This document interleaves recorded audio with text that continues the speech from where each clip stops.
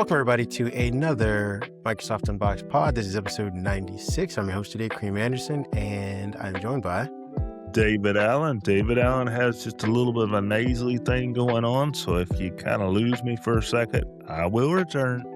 Other than that, doing pretty good. Hope everybody out there is doing okay. Yeah, we're coming to you on a Friday afternoon, right before the weekend, so we can get you guys some news. You can have some table talk this weekend over some tech stuff, hopefully be a little more educated. Some of the stories we're going to be covering today are about Amazon launching Alexa for, what is that specifically? Shopping. Sure I get that. Surprise, surprise. Amazon wants you to do more shopping. So we're going to be talking about Agentic shopping. Yeah, that sounds like trouble to everyone's already strained wallets. We're also going to be talking about Adobe Premiere is finally going to Android, and we'll tell you exactly why, because we have a whole section towards the end of this pod, which is going to be talking about the Google Book, which is a stupid name because they already have a product called Google Book. So if you type in Google Book or Google Books and you don't separate the two words, which logically you would, you're going to be taking to Google Books, which is a product that's been around for decades, or at least a decade. So Google hopefully comes up with a new name for these new Google Books. We're also going to be talking about Microsoft stuff, because we are Microsoft Pod. I know the first three stories weren't, but we'll be talking about Copilot being fully baked into Edge, whether you want AI or not. But they're doing it in a way that actually may be beneficial. A little less sidebar stuff, a little more integration. We're also going to be talking about Microsoft's push to make Windows more competitive, especially in light of the MacBook Neo, what we're going to be hearing from WWDC and Google I/O, and their new options are WinUI 3 for developers. They're begging developers to adopt this again. We'll talk about, my personal belief on whether or not developers will follow this. And low latency profile. That's big. It's huge. It's a new version of Windows, or I guess the same old version, but they've sped up some stuff. I'm going to talk about why that may not be enough for people to, one, even notice, two, want to adopt Windows going into the future. We have a whole section towards the end of that. So we're going to get started and get you to that section that we think is super important. But we're going to start off with our weekly rants. What do you got for us today, David? Well, I am still mad at technology, and I'm still mad at Google, and I'm kind of going to surprise. I'm kind of going to throw it all together here with something that we talked about off mic. As I have mentioned before, I'm really big into integration. I like all my devices to work together. I need them to work together. That's just the way my workflow works. That's the way my brain is wired. That's what I prefer. So for those that use PhoneLink out there, let me ask you a very important question. Does it work the same it's 12 o'clock here. Does it work the same from 12 o'clock to 12:05? No. Because what I need the people to understand is I get up every day, I go to my office, I plop my phone down on a wireless charger, I fire up my desktop, I get everything situated. And I open up PhoneLink, and I open up my messages app for texting. I probably open up an email app and a notification app or two. Because I don't like to be looking at my PC and have to be distracted to look at my phone. I want everything in front of me. So I sent a few text messages yesterday back and forth with family while I was working on something, and I used the Messages app through PhoneLink on my phone. Texting was going great. Then suddenly somebody called and said they didn't get a response from me. I looked down, and guess what? PhoneLink has disconnected and wants me to re-authenticate, and it's showing me the QR code, wants me to do it all over again.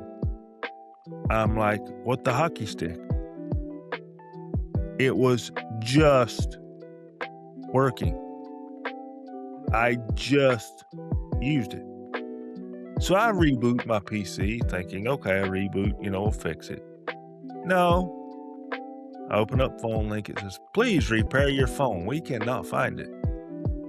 Okay, let me reboot the phone. Because we don't reboot our phones every day. You know, a lot of people don't. I'm like, okay, let me give the phone a shot. I reboot the phone. Nope. Cannot. Did you try rebooting yourself? It seems like a you problem.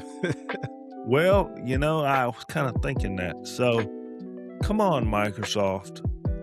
You know, phones are a part of our lives.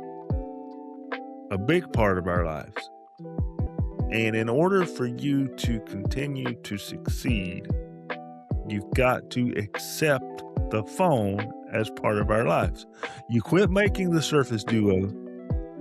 You put out some information yesterday about a Surface Duo 3 patent that you had, just to make people cranky, like my Hey, they filed thousands of patents a day, probably. yeah, for my buddy here that didn't get that Surface Duo 3 that he really wanted.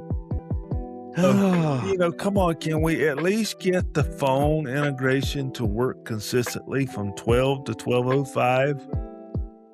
You're asking for way too much.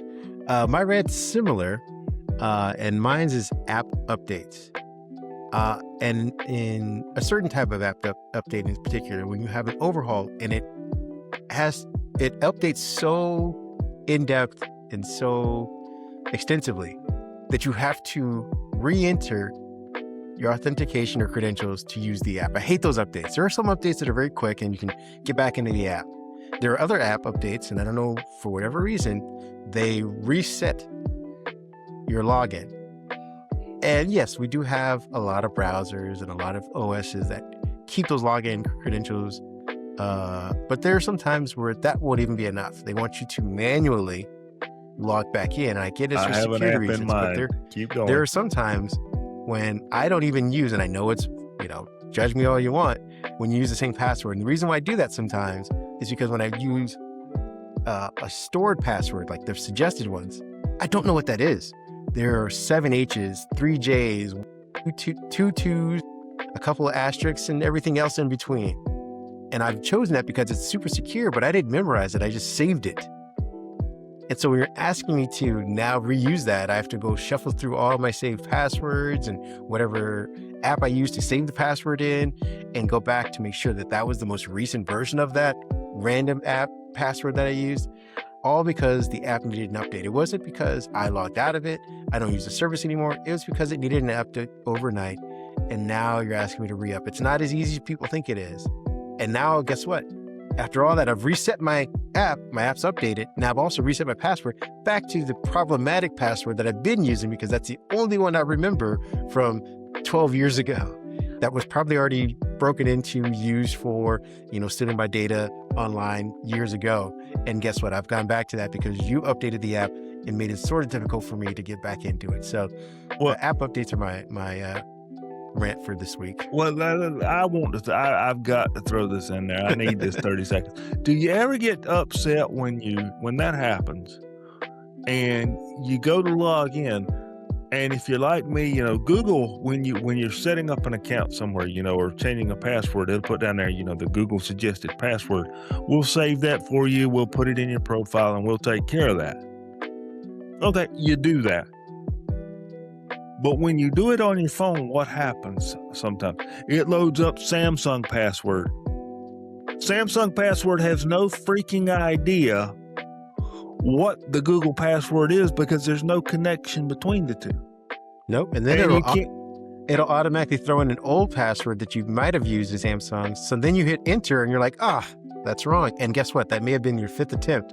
Now you have to reset your password.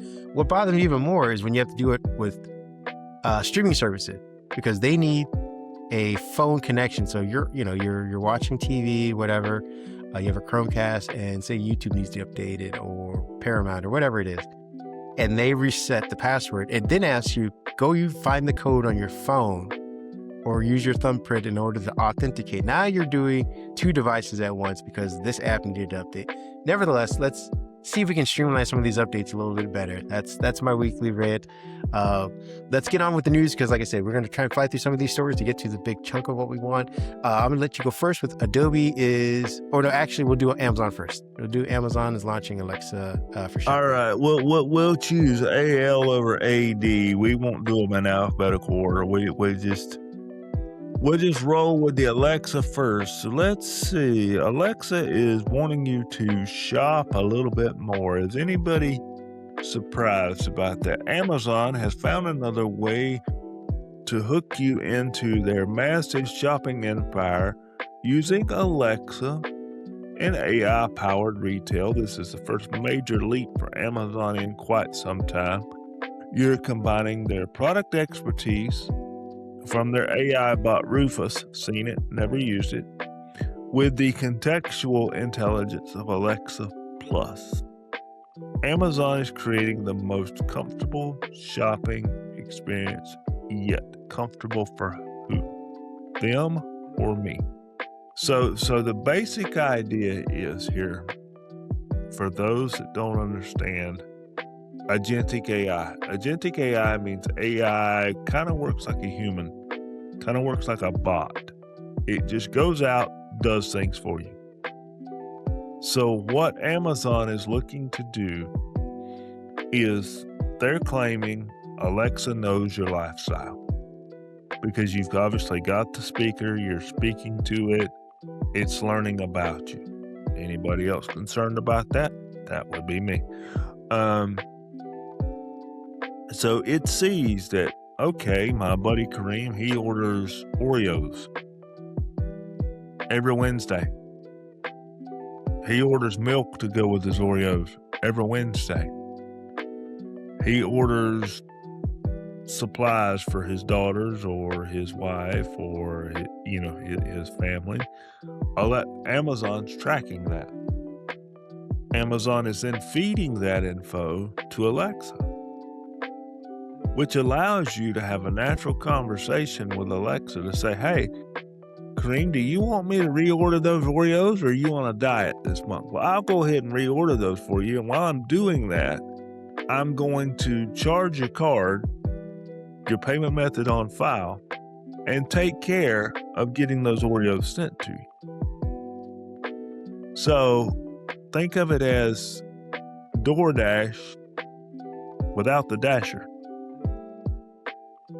You've got your agentic AI is keeping track of what you're buying, what you're shopping, what your habits are, and it's asking, can I make those purchases for you using your default payment method?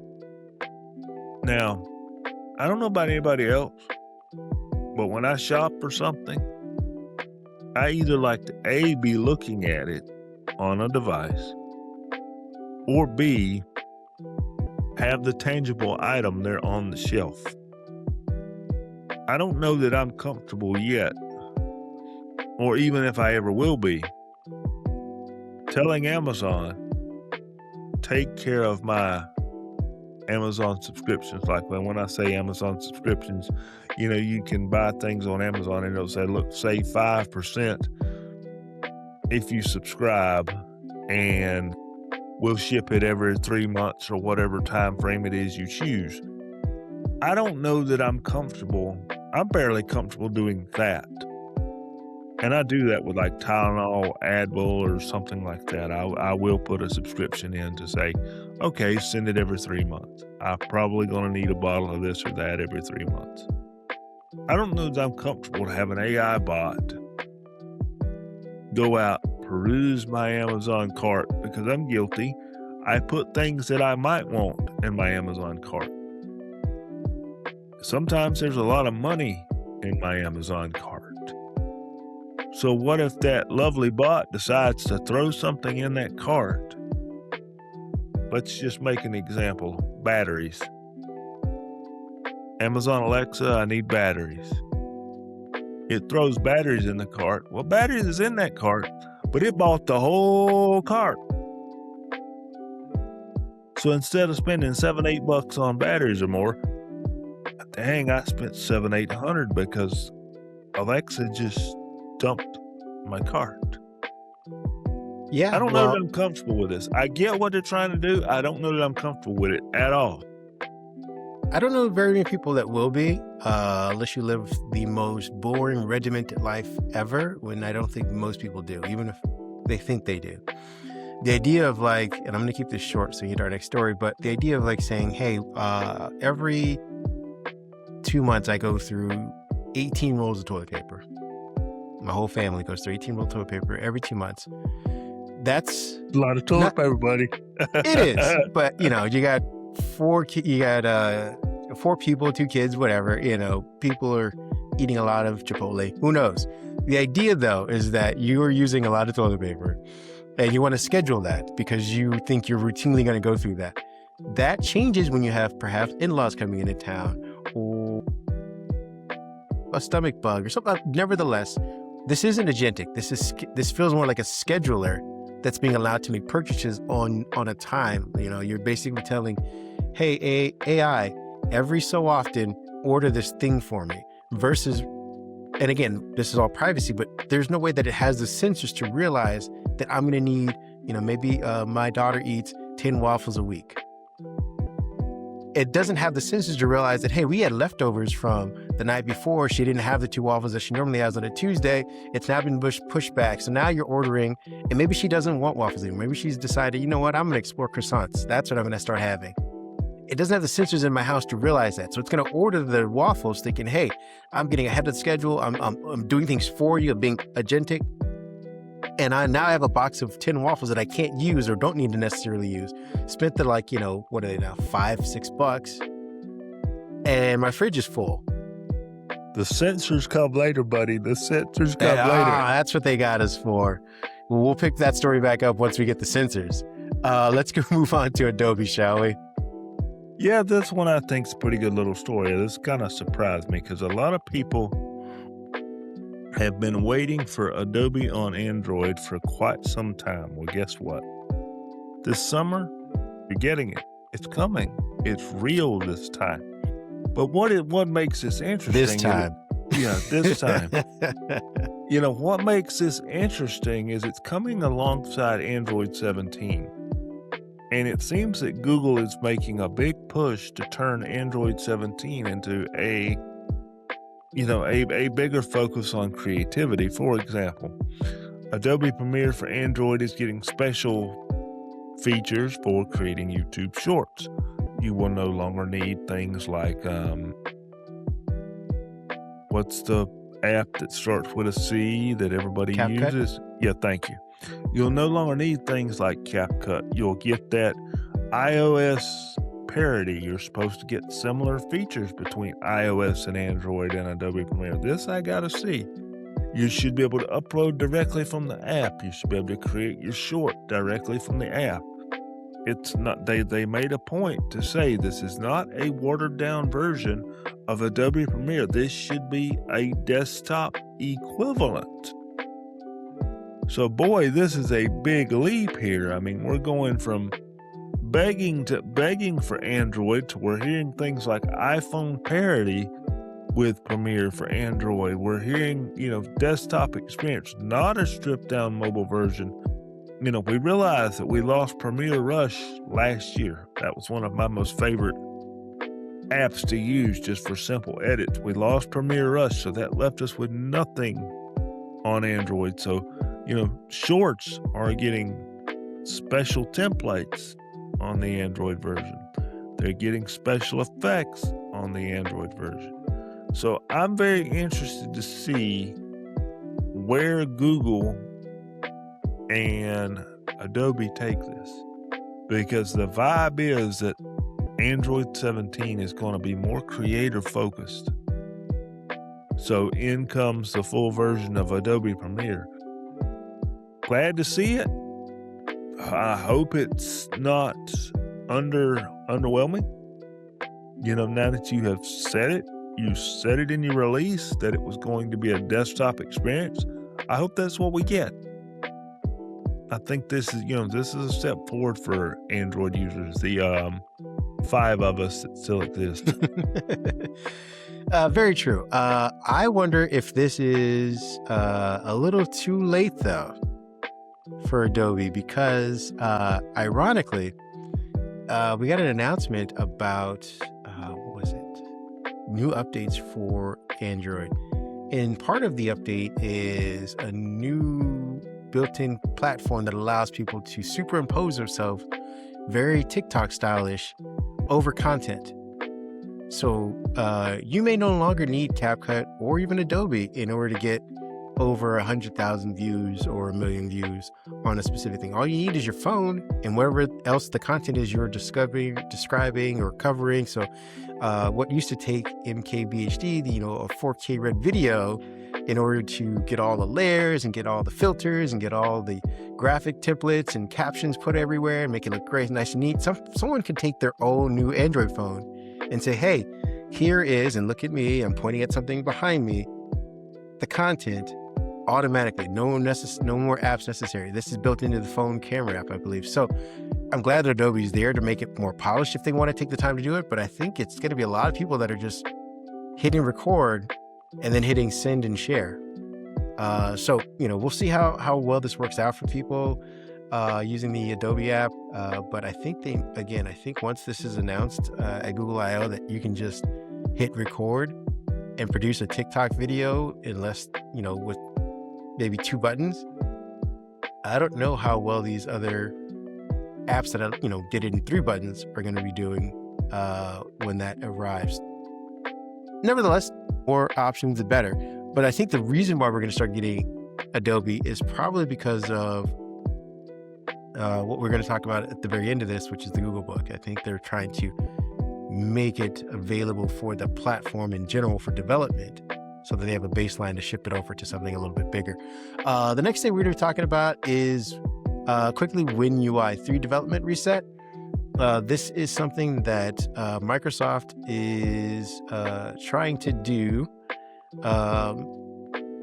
by offering a new version of WinUI. This is the, 3rd iteration of this. Hold on a second.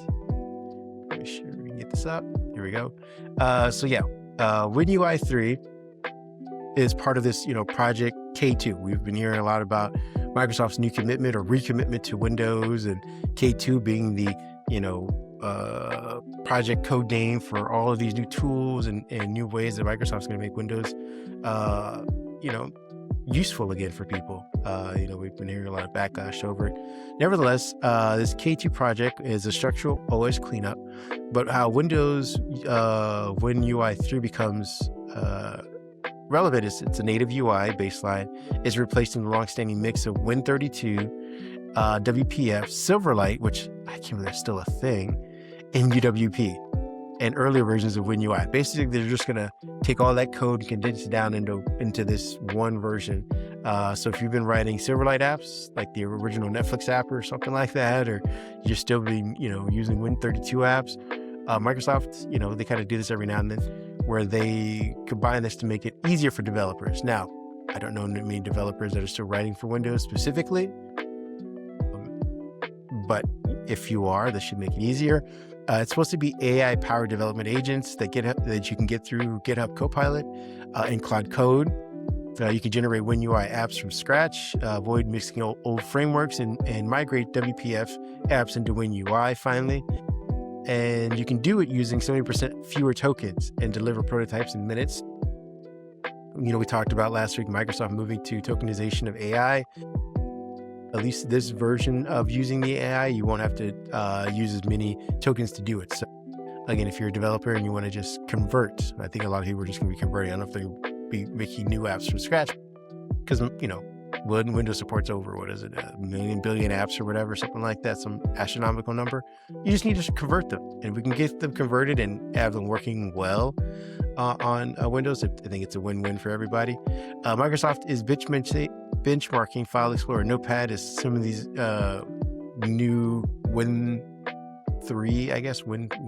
3 versions to kind of show people, hey, this is, if you just made a quick text editor, this is how fast and efficient it can be. The same thing, and I think they're going to try and move File Explorer over to this code, which, again, we've always heard about, how dangerous it is to mess with File Explorer Windows, but they're going to try it. Again, I think this push is a little bit different than what we've had before, where they've kind of jumped from framework to framework to framework. Combining it all, we'll see how well, and hopefully they talk about this at Build instead of just saying Azure and quantum computing, and then we have a second Copilot and Copilot, and here's some smaller sessions in day 2 that you can go to that are 30 minutes long with one person in one crappy room in the corner somewhere. Hopefully they bring this to the stage. But what are your thoughts on Project K2's WinUI 3 implementation so far? it's late. I'll say that. It's late. And I think, we talked about this off mic. I think Windows is in full catch-up mode. I think they're trying to catch up with other OSs out there, Mac OS, and I think, what we're getting ready to talk about, the Googlebook has kind of shook the Windows division over there a little bit and went, okay, we've actually got to give Windows some real attention. We've actually got to improve it and deliver on some of these features that we keep going to build every year and keep talking about. We've actually got to figure out how to do this. And, WinUI 3 is just a part of that. Maybe they'll stick to one framework, build us a cohesive operating system that works and works well for most people. It's never going to fit everybody. There are people out there that goes, I prefer to do this on a Mac. I prefer to do this on Linux. I prefer to do this on my iPad, but maybe they will give us something that fits most people and can be a cohesive experience instead of hearing, oh, look, we added file tabs to File Explorer. Anybody ever use those, or are you like me? You just got into the habit of File Explorer being dumb, so you just open up 2 versions of it and you copy and paste between them. How many people actually open up that second tab? Because you've got to understand, when people get into a habit and you continue to promise them fixes or improvements and you don't deliver on that in a reasonable time frame, when you do deliver, they stick to their habits. And that feature becomes a moot point at that point. To your point, tabs, as much as we wanted it to show up, and I think some people get some usefulness out of it, it's a visual experience in File Explorer. I think part of the reason why people do 2 windows is because when you're moving something, you're visually seeing the movement. I copy and pasted all the files and move them over to this thing. When you do it in tabs, you copy and paste and you flip over to the next tab, and you could click and paste if you want to, but the idea that most people use the GUI to manually grab the thing and move it over is part of the experience. How you use tabs, if you have used it a different way, there's more functionality for it, please let us know, because I want to try it out. I want to use my tabs a little bit more. I tried to. If there's something we're missing in this, I agree. Leave it in the comments. Leave us a note on our website. Send us an email. To that point, though, our next one is, again, Microsoft's not aiming at just one target. To your point, there's a lot in Windows that needs to be fixed. And part of it is low latency. I guess the guys over at Windows Central had a chance to try a build of this. But basically what's happening is they are, let me see, make sure I get this right.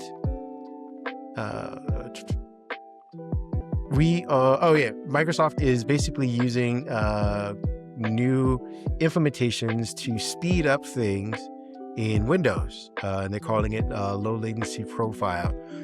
Basically, and let's see if I can get it here on the screen for those of you who are listening. I apologize, this is kind of a visual thing, but if you've ever used Windows, you'll understand what we're talking about. Is that things like opening up File Explorer, any inbox apps, navigating the operation system will now start happening faster, quicker. And again, it's milliseconds perhaps, but I think Microsoft realizes that every millisecond counts these days, especially when people are always complaining about how slow and clunky and over developed Windows is. This version is great. Again, it's called a mode, so we'll see if they roll it out to all of Windows in general and how they can do this. Judging based on the visuals we're watching currently, what are your thoughts on low latency mode for Windows? Is this another good step in the right direction? Or again, is this just something that doesn't necessarily matter because there's no new paradigms being broken? It's more just things move quicker. I don't think it matters. That's what I was thinking. Because how quick something is relative. For example, back when we didn't have enough RAM and with the RAM crisis, we may be headed back to that territory again. You would only notice that, man, I need to add some RAM, or man, I need to upgrade when I uploaded slowly, or it didn't do what you wanted to do it the way you wanted it done. I don't think people are going to notice. I don't think people are going to care until you get to that point that it's a noticeable benefit to have it or not. Well, this reminds me of the people that are always testing phones, and they're like, I opened this app 0.2 seconds faster. And so that shows the performance of this chip. And I'm like, but what's in the app is what matters. And then what happens over the long span of using that app? Does it crash after, 20 minutes of being opened versus like, yeah, it opened and it opened faster than that one, but the app was just poorly written. Snap used to like open super fast on some phones, and on Android, it would just crash sometimes for people. It doesn't matter how fast it opens, it matters how it performs.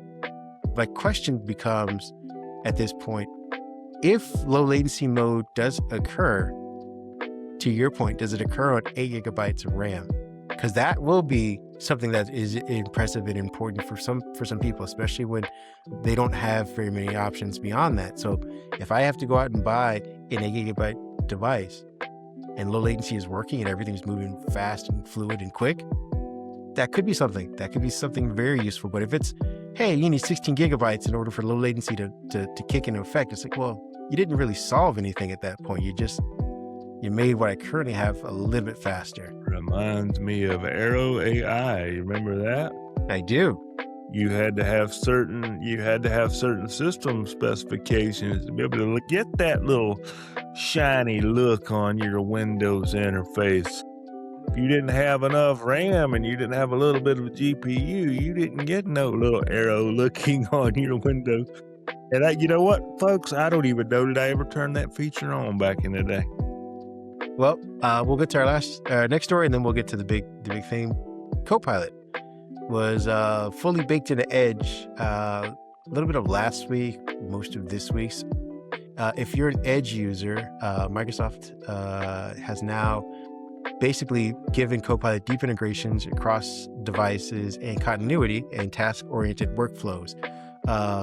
I know we're always complaining about AI on this show, and I won't stop today, but I will slow down because this does seem genuinely nice. It's treating Copilot as part of it's actually just elements within Edge versus it being its own separate layer in that side panel. What you can do now is you can use Copilot across tabs. So previously, before, when you were using Copilot in a thing, it would recognize the one tab that was open in front of it.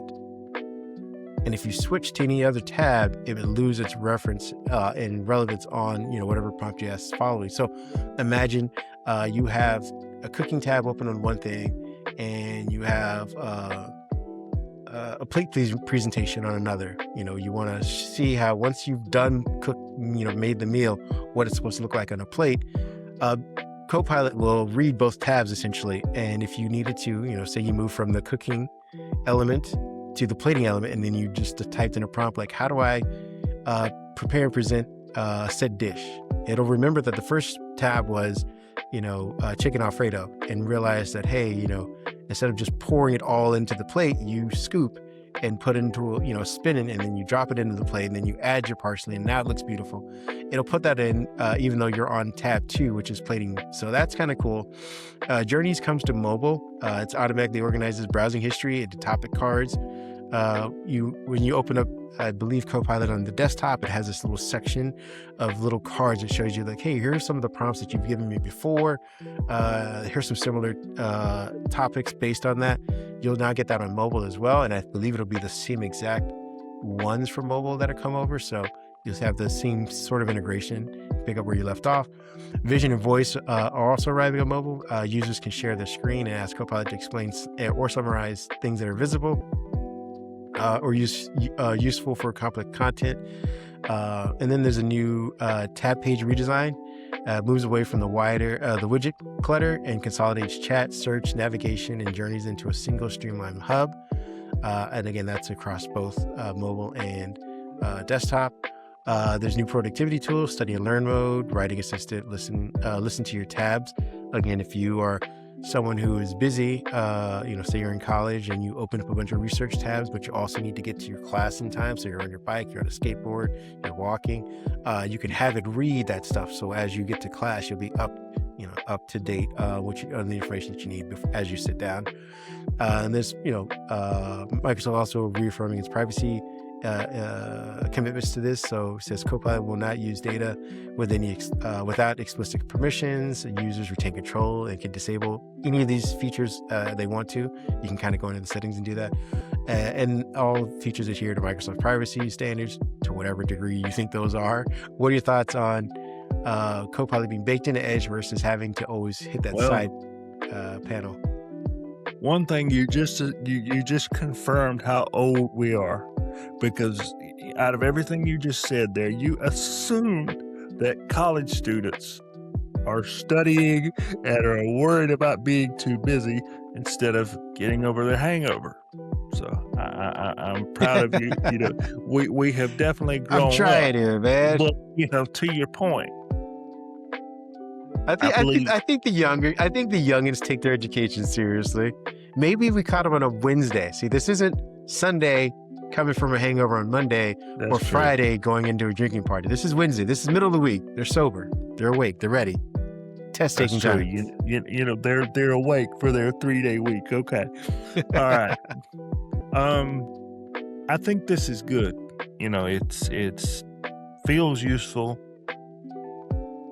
It looks useful, and I know it might sound corny, but I think if you can integrate these tools correctly to where they can actually do what the user expects them to do with very little input from said user, then you win. And I think, Copilot can do well inside of Edge when it, as you were saying, when you were building the dish, when it pays attention to each tab, not just what's in front of it, and says, hey, do you want me to put this together? I see that you're looking up a recipe on how to build a, spaghetti plate. Okay, well, I see that you've got your sauce ingredients on one side, you've got your noodles in another tab, you've got your parsley, your pepperonis, or whatever it is you like in another tab. This is how you do that. This is how you make it look a certain way. If you need to, if presentation is a part of your meal. Okay, look, now you can do it on your phone. Again, back to what I said at the beginning of my rant. Integration.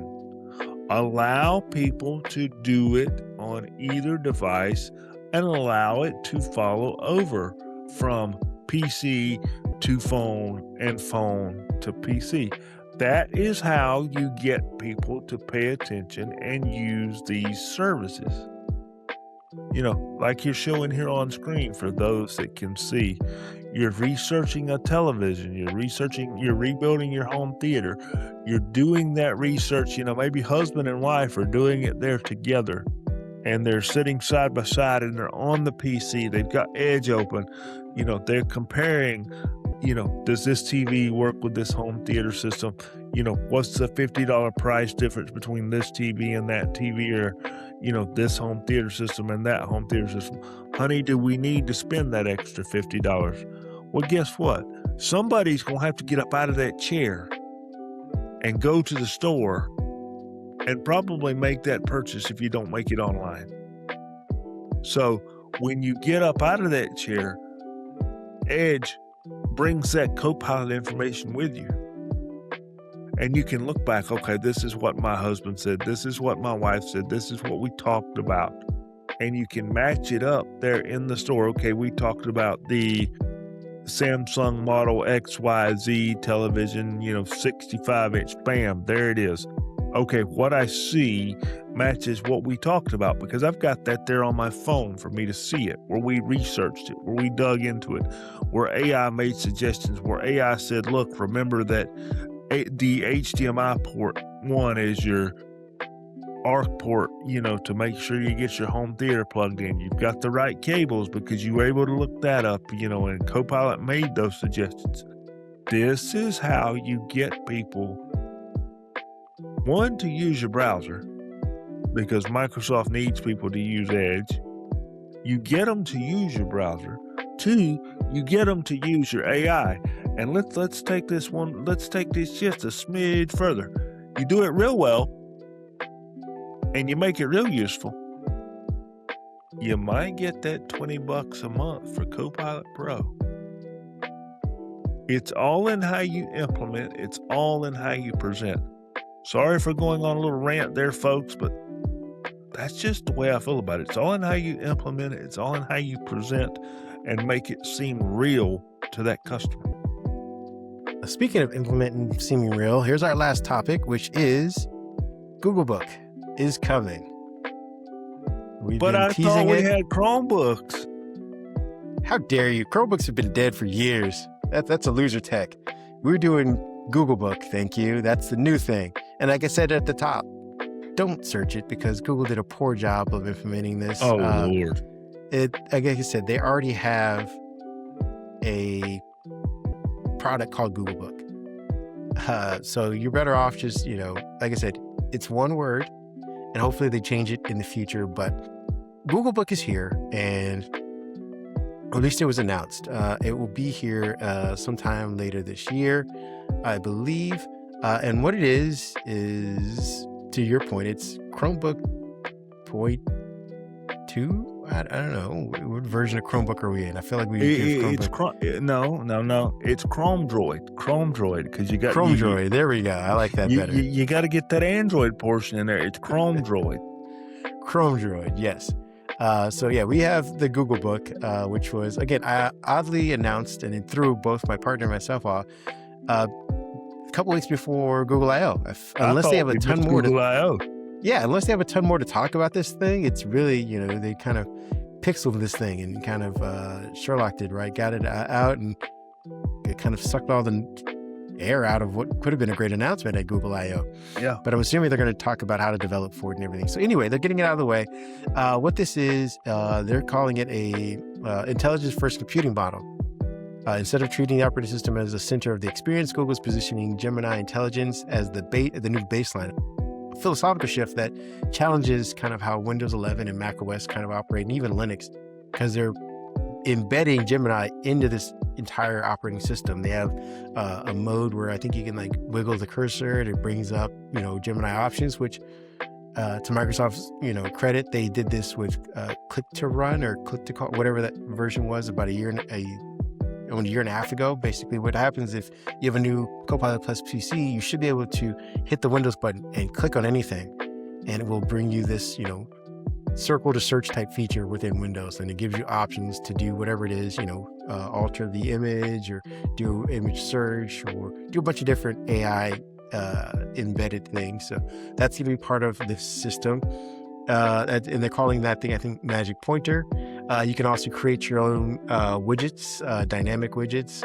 Again, I think it's going to be cool for some people if you're a very widget-based person. But as my partner and I were discussing offline, I think widgets are for the olds. I think us elder millennials want to see widgets come back. I'm not sure how many younger people are relying on widgets as opposed to just going directly to the app to get the content that they need.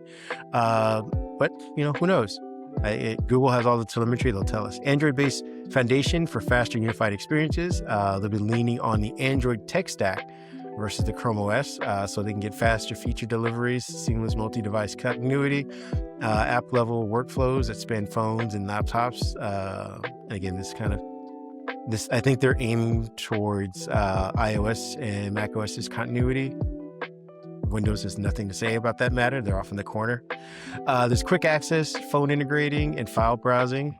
They have a new hardware strategy, or I guess it's the same as the Chromebook strategy. They have partners. They've already aligned Acer, Asus, Dell, HP, and Lenovo to ship some of these premium Google Books, which they have the cool thing is they have the signature design thing, which is a glow bar. Copilot has a button on the inside. You have to open up the lid in order to know, hey, this is a Copilot Plus PC. the glow bar is kind of a cool thing. I wish Windows had done something similar to that. And it's all based on, again, Project Aluminum, which has evolved into this modernization of Chrome OS that is now, we're calling Chrome Droid. Chrome Droid. Yes, we'll get more details about this as, you should patent that. And get more details about this, I'm sure, at Google I/O. My thoughts are, and this is the grander conversation that I want to get into, how do you think this affects Windows? I need to give you the short version. I think it does affect Windows. I think it does. And I have to look at it this way. It's another third of the pie. If you look at desktop OSs out there, by the time we add this Chrome Droid in, we're going to have Windows, we're going to have Mac OS, and then we're going to have Chrome Droid. That's what we're calling it on the pod here. And supposedly it will be the first intelligence-based operating system. Now, I think your big thing is, like, to shake the cursor there that you're showing on screen is what a lot of people are talking about. You shake your cursor over something and you get information from AI on that item. You're able to manipulate that item. That is useful to people. People will shop and be able to do these types of things and possibly use that. You can dream up widgets as you're showing here on screen. It has the phone integration as you have shown here in the video. And it's all in how it's marketed. If we stick with the cheesy Chromebook marketing, it doesn't go. It goes the same way Chromebooks did when they first came out. They got their little corner, their little shelf over in Best Buy, and that's all they got. And nobody ever walked over there except maybe to clean the dust off the laptops once a month. And Chromebooks kind of went the educational route because they're cheap, inexpensive, cloud-based, easy to manage. Not because a Chromebook is a good device, because the management of that Chromebook is easy and the device itself is cheap. If the Chrome Droid laptop is marketed as a premium device that you can use to get everyday tasks done, and they can show you how either one, they compete with the iPhone and Mac OS, or two, how they compete with Windows and the Android integration. Windows needs to pay attention, because you may be getting ready to see how to integrate AI into an OS natively instead of doing it the Copilot way. At the beginning of the year, buddy, how many podcasts did we have that we didn't have a story that said, Copilot now introduced into this, Copilot now introduced into that, Copilot now introduced into this? Well, if Copilot, listen to me, if Gemini becomes part of the OS, quiet when you need it or don't need it, loud when you do, that's how you do it. That's how you sell it. That's how you get that subscription. Again, that subscription is what Microsoft, Google, OpenAI, that's what everybody's looking for. The subscription, that monthly fee. So Microsoft is paying attention because they may get an example in just a very few short months of how to integrate AI into your operating system. Good move, Google. Give it a better name. I'm taking payments for Chrome Droid at any point in time. But give it a name, market it correctly, put some money into your marketing. Don't make cheesy commercials. Don't make cheesy ads. Show people how they can use it and make these devices MacBook Neo affordable. Have some that are down there, MacBook Neo affordable. Compete. This is your chance. You kind of missed the boat with the Chromebook. You discontinued all of your tablets, pretty much. You discontinued the Pixel book. It didn't work for you. Show Microsoft how it's done. Make them worry a little bit. Come on, compete. Well, here's my thing. We talked about this offline as well. I'm going to say it here, and I'm sure we'll get some flack or whatever, but I think Windows is dead. I think it died in Windows 8. I also think that Chrome OS, Chrome Droid, Googlebook are going to take much more of the computing market share. I think while Mac OS may increase marginally, it's also kind of where it's at. I think what ended up happening, and I think, us in the tech world want to see this, but I don't think we've ever actually witnessed it, is that most of these operating systems, tools that we use, services, tech, they made a first impression and they get that first impression. Name me a product that has evolved to become bigger than it is when it was first announced. For everything, I guess maybe Facebook is the only one that we can kind of mention towards that, when it became, college-based, but then was offered to everybody else and started off as kind of more the hot or not. But I think when most people, at the height of its peak, Facebook has always been Facebook. You go on there to see family and friends. It's added tons of tools, but it's never become Instagram. They had to buy Instagram to do that. Instagram has kind of stayed in its own lane. It's never become more than what Instagram is. TikTok has been introduced as, short form video. Vine was TikTok, but died off a long time ago. TikTok came back as something different, but it's been TikTok. Same thing for, I think, maybe YouTube. Maybe we're watching the evolution of YouTube, where people are going from watching, random animal videos and people getting kicked in the nuts to actually watching podcasts and long form video and stuff like that. But you don't necessarily go there to watch movies. They tried to do movies, it didn't work out. Netflix is trying to be more like TikTok, but you still really only go there for movies. My point is that Windows worked for a time period, and I don't think it's going to evolve no matter how much polish they try and put on it. I think its stigma, for better, for worse, earned or not, is what it is. It is a business operating system, and you use it because you have to. Some people use it at home because they like to, but not as many people who use it because they have to. Mac OS got the stigma of being an elite system, and the Mac OS kind of going down to the Neo book will help it, but it's not necessarily the overwhelming thing. I don't think you're going to be grabbing these things into businesses necessarily. Chrome OS got its thing. You put lipstick on a pig, it's still a pig. Exactly. Chrome OS, known for budget laptops, took off big during the pandemic, so to speak. And I think it's either flatlined or even decreased since then. People didn't necessarily need them. And even if you add this version of Chrome, and I think Google's overestimating how many people want just Chrome in an entire system. They'll use it as an app. They'll use it as an app on their phone. They use it as an app on Mac OS and Windows. I don't necessarily know people that need it as an entire operating system. This does look cool, and it's bringing some new ideas. I think Windows could benefit from that. I think when I say Windows is dead and it died in Windows 8, that was when Windows tried to do something bold and entirely different. Windows 10 was a capitulation going back to Windows 7, and Windows 11 was a refinement on Windows 10. The idea of Windows being able to drum up the kind of controversy or attention that it did for Windows 8, I think is over. It's only going to be negative if they try to do something different now. They can speed up animations. They can even offer new paradigms and AI integrations. But I think at the core of it, people are like, that's just Windows. Windows is Windows, and it will be this one thing no matter what you try and do to it.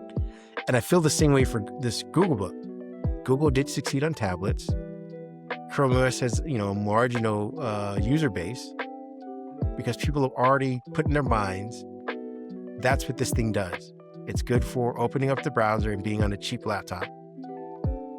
And again, they can try with Chrome OS. I just don't understand. I'm trying to figure out, comprehend, and unbox the puzzle of how you go from this was good for third and fourth graders on a $200 device, $300 device, to now this is the thing that I'm constantly going to need, and that I will be using more than all the other devices I've learned to grow up with: phones, tablets, TV screens, and other things like that. So I'm wishing them all the best. I want to try it out. They say this is going to come to older older versions of Chrome OS. So if you have an old, depending on, I guess, which model and which kind of specs they use, but if you have a Chrome OS device, you should be able to try this out. We'll hear more about this during Google I/O. As far as Windows is concerned, like I said, I want them to introduce new paradigms. I want them to update the UI. This is something they've never really done. They've always tweaked around the edges, like, oh, we're going to speed up this animation and we're going to work really hard on this one app, like File Explorer. But what about the control panel that is still from Windows 7, I believe? Why is that still on the system? Why have we not just said, hey, we're going to gut that? They've been doing it. They've been slowly doing it, putting, every now and then 1 or 2 features into settings. But that's still in the system. What about Windows 12? Go ahead. What about Windows 12? And when I say that, I go back all the way to Windows Chicago. That was the beta name used for Windows 95. I was part of that beta team, or the folks that were beta testing that, part of the news groups and all that good stuff. Enjoyed it. And what I enjoyed seeing Microsoft do was basically reinvent Windows every couple years. You had Windows 95. They made some big changes. It was time for the internet. They threw Internet Explorer and that integration into Windows 98. When I was in college, love it or hate it, we had Windows 2000. Then we had Windows 7, that everybody liked. And I think they have stuck to that montage. Everybody liked Windows 7. I mean, I'm looking at the machine that I'm on right now. Taskbar looks a lot like Windows 7. Desktop looks a lot like Windows 7. Well, guess what? A lot of people weren't born when Windows 7 was out. We did Windows 8. Let's just pretend it didn't even exist. We tried that experiment. We didn't have a Windows 9, Windows 10, and Windows 11 for majority of purposes are pretty much the same from a functional AI standpoint. They're pretty much the same. So let's try some. Let's do this Windows 12 that we kept talking about last year and the year before. Oh, Windows 12 is coming. I heard a rumor there's going to be an announcement. We're going to get a new Windows. I'm ready for a new window. Well, me too. But here's to my point. Try something different. Here's to my point, though. I think, again, when I say Windows was dead, it died Windows 8. Part of the other side of this coin is that phone operating systems augmented and changed the way we behave with operating systems in general, True. both on the desktop and on the phone. And Windows Phone, when it was down with Windows 8, and they didn't succeed with Windows 8 and Windows Phone failed, that's when the future of Windows died. It's been, and I say that acknowledging that Windows 10 did well and Windows 11 has done well, and millions of people still use it. My point, though, is that I think at some point iOS and Android broke the traditional version of one device in the house that does all the computing efforts. And so you needed, a GUI from Windows or from Mac OS that, help navigate all those things, help navigate, your chat online, your ordering online, your research online, your content consumption online. That it was all in this box, this laptop or desktop that you had at home. And everybody had a profile. Had a profile. Yep. You had that computer sitting in one central location. So if you looked up something inappropriate, you kind of made sure you kind of lean one direction, make sure mom and dad. Either that, or you made sure you logged out of that profile so no one accidentally logged into your profile. And the big deal was everybody had a profile, but to your point, you had that one central device that handled all the computing.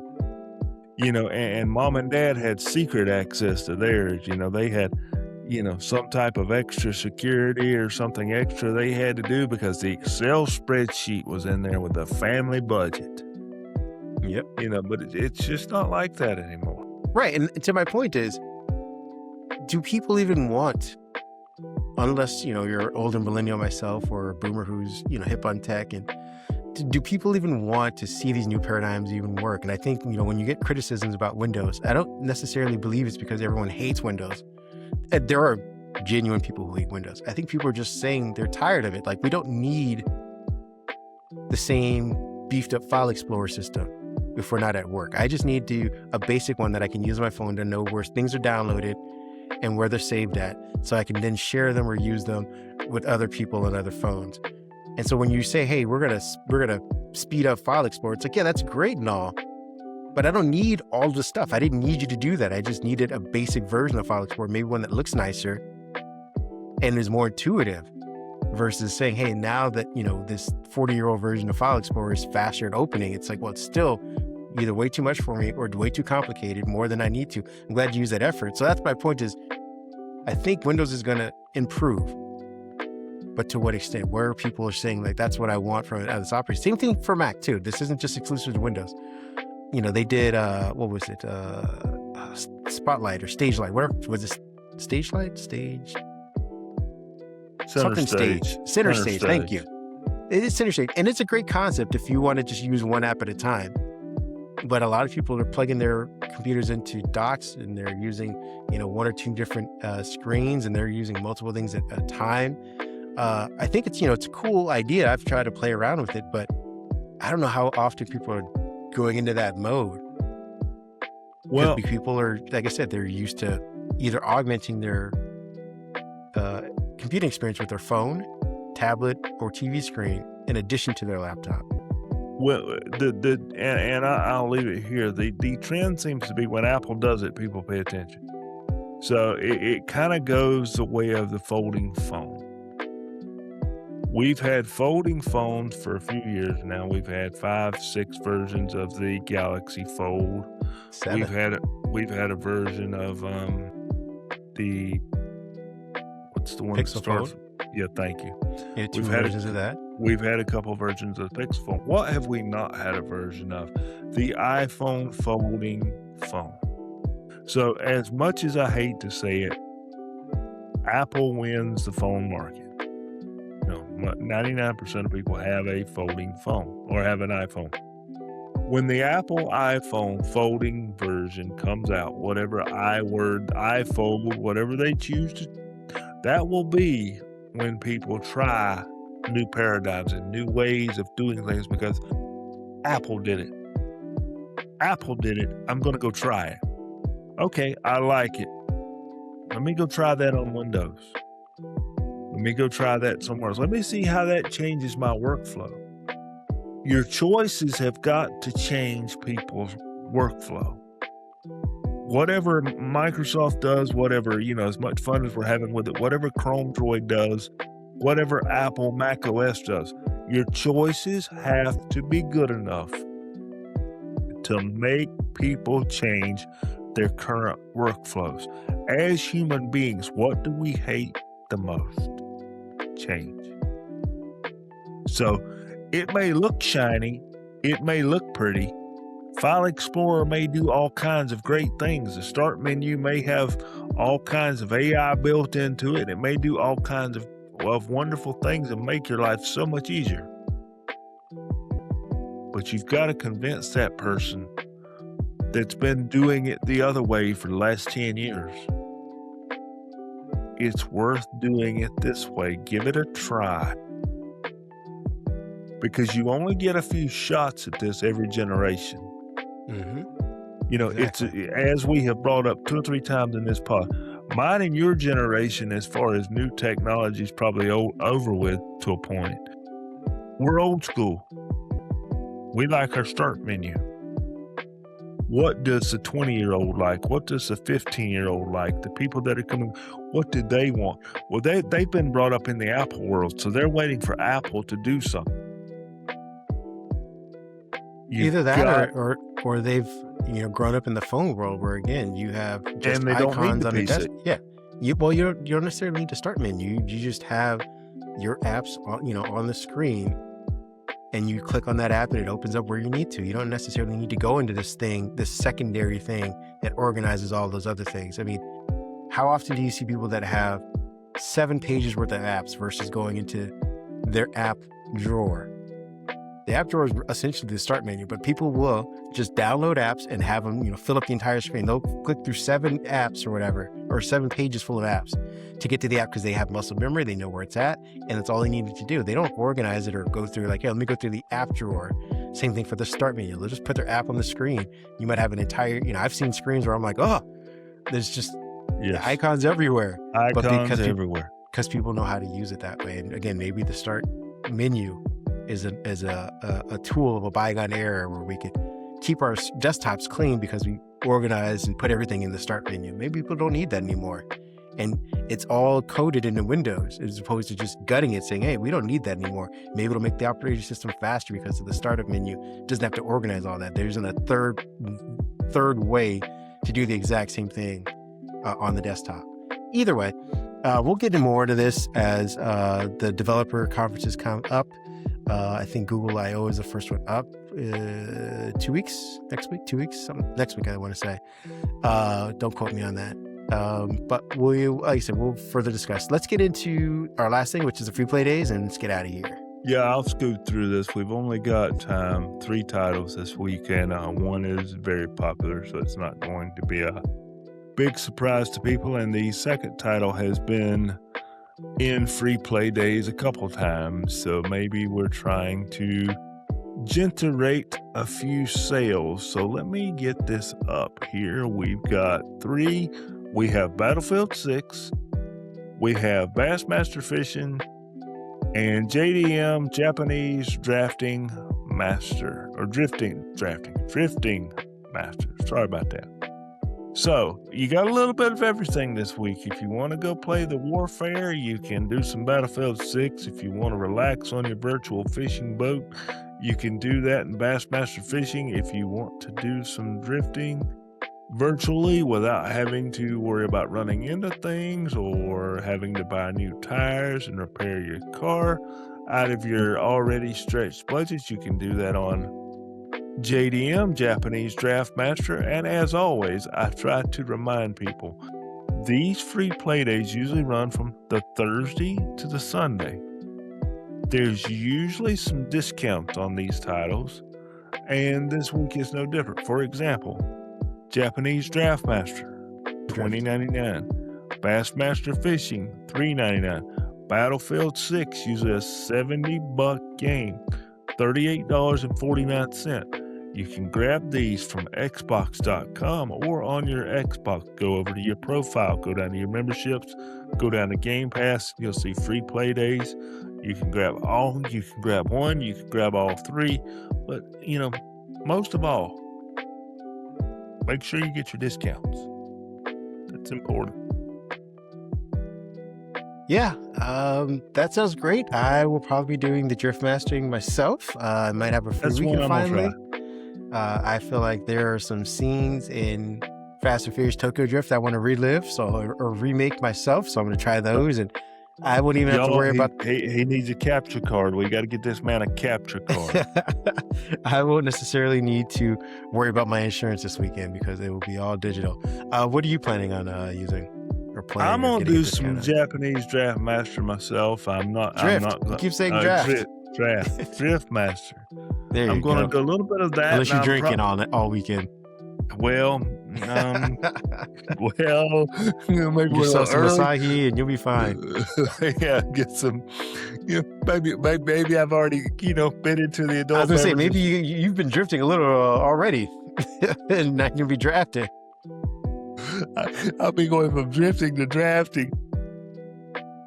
But no, I'm going to try the Japanese Drift Master, and I'm going to probably pick Battlefield 6 back up since it's a free weekend. I never made that purchase, but I have enjoyed the game so far, so this might be the weekend that I make that purchase. Great. For anybody who wants to hang out with us this weekend, you can find me at Happy Hulk at bluesky.social. You can also find me at Happy Hulk 1. It's Happy Hulk 1 on Threads. I did make the change, but apparently someone else took it. I will admit I was very late. Can't find the original person yet to see if I can ask him for it. But yeah, you can find us online. That's where you can find me online. I'll be talking about comics, gaming, politics, a whole bunch of other things. Where can people find you if they want to hang out with you in game?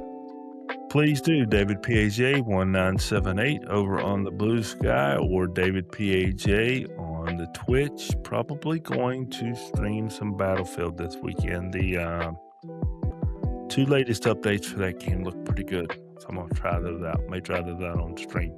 I'm not going to do any drafting or drifting on a stream. I've already made it sound terrible, so my drafting and drifting may be as terrible as I'm making That's it what people are coming sound. to see. They want to see Drifting David all weekend. So we might try that. You know, that may be one of my million view videos. That so we may try that. We may try some Japanese drafting, and we'll see if we can, There you go. you know, come up with a new racing genre. Drafting. We want to thank you guys for hanging out with us this weekend. Yes. Hopefully, we will see you guys all again next weekend. Enjoy whatever it is you're going to be doing this weekend. If you're traveling, if you can afford to travel, hey, really enjoy it. If not, Take enjoy me staying at with home. you. We're all going to be enjoying. Yeah, Yeah, take David with you.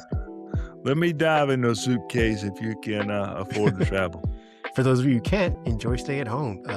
Enjoy saving some money and making a home cooked meal, or playing a game you've already purchased before, reading a book you've already reread or read, listening to some music you haven't listened to in a long time.